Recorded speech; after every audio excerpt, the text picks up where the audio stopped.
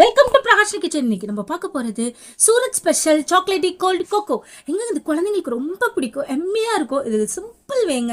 இது இப்போ 10 ரூபா 2 பாக்கெட் எடுத்துக்கோங்க. எடுத்துட்டு அதை நான் காய்ச்சிக்கோங்க.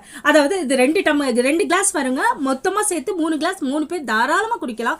அதுக்கப்புறம் அதை ஊற்றிட்டு லைட்டாக சூடானோன்னே கொஞ்சம் ஒரு பவுலில் ஒரு 3 கரண்டி பால் எடுத்துக்கோங்க. எடுத்துட்டு இந்த பால் சூடாகிட்டு இருக்கட்டுங்க, சிம்மில் வச்சுக்கோங்க. வச்சுட்டு இங்கே 2 ஸ்பூன் கோகோ பவுடர், அப்புறம் 1 ஸ்பூன் கார்ன்ஃப்ளவர் இது போட்டு நல்லா கட்டி இல்லாமல் நல்லா மிக்ஸ் பண்ணி விடுங்க. மிக்ஸ் பண்ணி விட்டுட்டு நல்லா கரைச்சிக்கோங்க.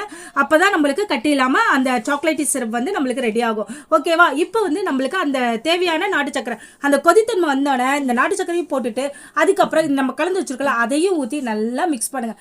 மிக்ஸ் பண்ணிட்டு ஒரு 3 மினிட்ஸுங்க நல்லா அந்த ஸ்டேஜ் வர வரைக்கும் நல்லா மிக்ஸ் பண்ணுங்கள். மிக்ஸ் பண்ணிவிட்டு அதுக்கப்புறமேட்டுக்கு நம்ம சாக்லேட்லாம் வச்சுருக்கோம்ல அதை நல்லா உடச்சி போட்டுருங்க. உடச்சி போட்டு அதையும் மிக்ஸ் பண்ணுங்கள். 3 மினிட்ஸ் போதுங்க, தாராளமாக போதும்.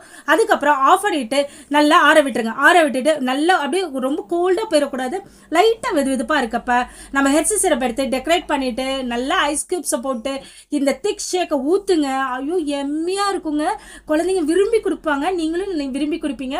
அவ்வளோ சாக்லேட் மில்க் ஷேக் செம்மையாக இருக்கும். நீங்கள் இதை குடிச்சு பார்த்துட்டு எனக்கு வந்து கமெண்ட் பண்ணுங்க. ஓகேங்க, இது மாதிரி மோர் வீடியோஸ் உங்களுக்கு வேணும்னா எங்கள் சேனலை லைக் பண்ணுங்கள், ஷேர் பண்ணுங்கள், சப்ஸ்கிரைப் பண்ணுங்கள். பாய்.